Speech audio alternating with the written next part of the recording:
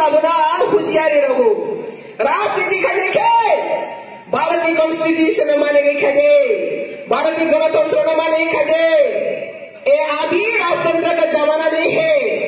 आप बोलिए मत बोलिए राजतंत्र का ये जमाना नहीं है, ये गणतंत्र का जमाना है। अगर गणतांत्रिक पंथा आप नहीं चल सकता तो आप जल्द से फिर शिलोंग वापस जाना पड़ेगा। ये कोई किसी आपको खबर नहीं करेगा। आज ये हॉल से मैं आपको अलार्मिंग दे रही हूँ। इसलिए पता करना को गो बैक करके आज जो आपने बार 3 टाइम चैलेंज किया है ना, चैलेंज आज से शुरू दिए मैंने भी चैलेंज छोड़ दिया। जितना भी आप ब्लैक उठाएगा उतना ही मैं तीव्र मथा को जल्द से और भी बीजेपी में लाएगा। आपका बात जुमला खाली कर देगा। 2025 से पहले आपको खाली जुमला करके वापस भेजेंगे शिलोंग में। आज से याद रखना।